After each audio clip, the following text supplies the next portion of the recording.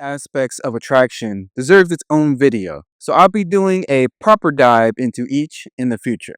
Think of this as an overview. I swear, every time I make one of these, I discover more work. Shameless work prompting aside, yes, being attractive will help you attract women. Yeah, no shit. What am I going to say next? That food is the best cure for hunger, or that money is the best way to pay your rent? Without attempting to sound condescending, let me dive into what women find attractive. Let's break this down into three basic categories: body, face slash skin, and clothes. Men, think of your body as a billboard for your personality. Your body silently but boldly communicates a lot about you. It's a marker for your self discipline, confidence, resilience, and self love because those who love themselves treat themselves accordingly. And oh, yeah, women notice these things. Understand that to authentically love others, you must first love yourself. The love you give a woman is from a place of surplus, never from a deficit. When your cup is overflowing, you can more readily fill another's.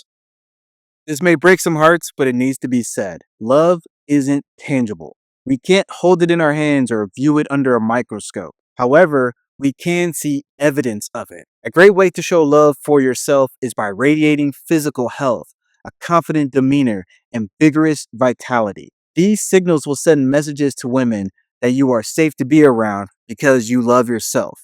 And by extension, you have the ability to love her. Despite women claiming to have supernatural intuition, what they're really doing is observing physical, often nonverbal indicators on a man, processing them subconsciously, and the result of these lightning fast calculations is transmuted as a feeling. That feeling is either an ecstatic yes or a repulsive no. To be on the positive part of that equation, start with a healthy body fat percentage. A healthy range that women tend to find the most attractive is between 13 and 20%. Of course, there are some special considerations such as fat distribution, where fat is stored in the lower body rather than the stomach and chest. All these specific exceptions aside, it is best to be within that range. There are hormonal reasons for this as well, specifically testosterone. Testosterone and energy levels tend to drop when body fat drops below roughly 13% or rises above 20%. This presents a target range for you to aim for. Let's dive into muscle. The easiest way to differentiate yourself from the background noise that is other men is to build some muscle. Building muscle is difficult in a literal and metabolic sense. You obviously want muscle. Who doesn't? But you don't need to be on gear to build enough muscle to attract women. The body type that women find most attractive across the board is the athletic build. The athletic build is the medium between bodybuilding and a marathon runner. The athletic build has good strength, but not super strength. Think Batman versus Superman. You have Batman levels of strength, but you can't box with Superman. Next is stamina. You don't have to be a Kenyan marathon runner, but you can have the stamina of a mall cop after his third glazed donut, prime for a siesta. Having trash stamina will cause a woman to dry up like concrete in a desert sandstorm.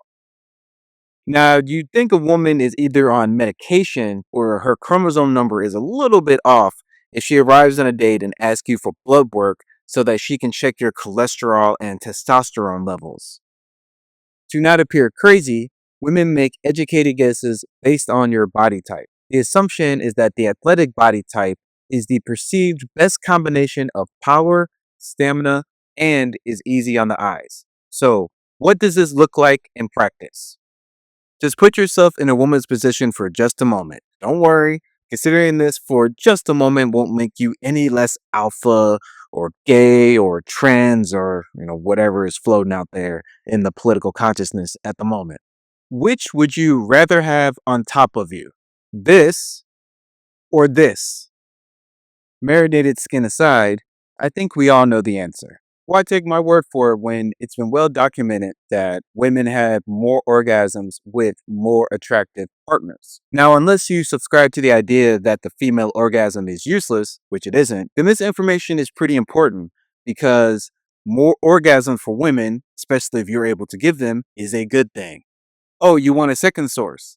In a paper titled The Influence of Body Composition Effects on Male Facial Masculinity and Attractiveness, researchers found that women prefer faces associated with higher muscle mass for short term relationships rather than long term. There's also research that indicates that sexual satisfaction and relationship satisfaction are closely linked. So, yes, sexual satisfaction is a key predictor of relationship satisfaction. So let's do a little bit of math. Being more attractive equals more orgasms equals more sexual satisfaction equals relationship satisfaction. If I were to predict the future, I could see a woman or two setting my comment section on fire about kindness and intelligence being most important. First, I would like to refer you to this image. Second, ask yourself, when was the last time you were sexually aroused by a man's donation to the Salvation Army? Why are all these sexual fantasies in romance novels werewolves, vampires,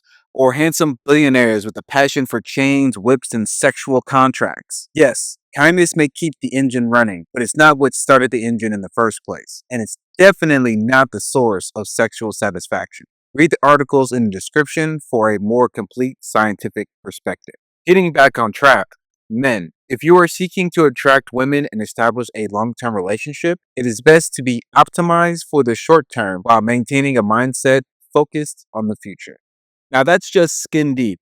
And evolution is not stupid. Evolution has an imperative to survive, and dying or leaving children to fend for themselves is like violating the first law of robotics. So, how did evolution pull this off in women? Through smell. In a paper titled Falling in Love is Associated with Immune System Gene Regulation, researchers discovered that when women fall in love, their body's immune system behaves differently. One set of immune cells called we call them D cells, become hyperactive, while other cells, neutrophils, downregulate certain transcriptors, alpha defenses, and causes them to calm down. The science is really sciencing on this one, but the point is that women will undergo changes in their immune system that keep her attracted to her man.